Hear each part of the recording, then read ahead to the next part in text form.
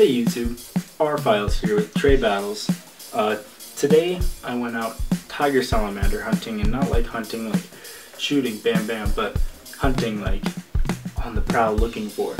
I actually just drove by a couple of my spots that usually I find a little bit of tiger salamanders when it's wet out.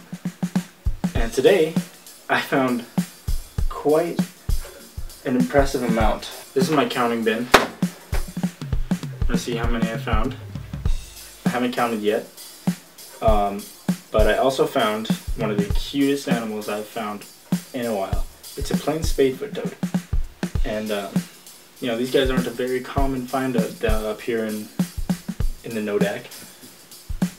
In all of his little joy, got the awesome little spades on the bottom of his heels so they can dig himself burrows. And they also have very big eyes up here on the top, and that's because in their burrows they just have their little heads poking out. They like to get a big view of everything around.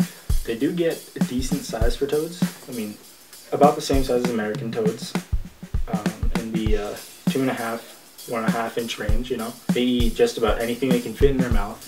They are poisonous, as most toads are. I actually don't know of any toads that aren't.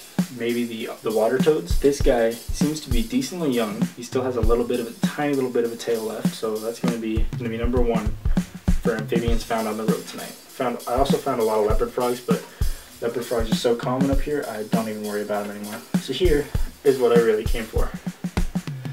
This is a tiger salamander, and these are probably one of my favorite amphibians in the whole world. They are so cool. Most of these are blotched tiger salamanders. This guy still has a little bit of his gills left. They start out as their larvae are mud puppies. They're in the mole salamander family. They dig and dig and dig. They start out usually bigger than when they become adults. As babies, they have huge gills, and they're just super cool. This is number one. Number two, this guy's got spots. Now he could be a blotched, or he could be an eastern, western. Let's try number three. This guy is full of spots. He's big. He's a big guy. Oh my goodness. I think he might be a variation called the gray tiger salamander. And here we've got number four.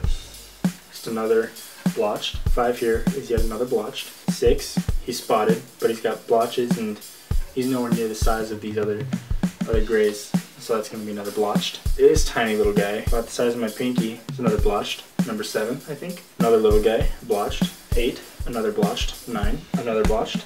10, another blotched with pretty good colors. 11, and finally, my catch of the night. This behemoth of a salamander is 8-incher. He might be 9 inches. He's pushing. This is a gray tiger salamander. This is actually my first gray salamander that I've found, so I was pretty excited when I spotted him. He's just absolutely massive. I'm gonna get some close-up videos now, so you can see all these guys in their beauty. Now, here you can see I've got my gray salamander. There's this big guy walking in the middle of all of them. He's bigger than all of them. Just showing they do eat for me. They love food. They eat just about everything that they can fit in their mouth, even bigger than their mouths. As you can see here, this earthworm is gigantic. And Fred here comes in for the kill, misses.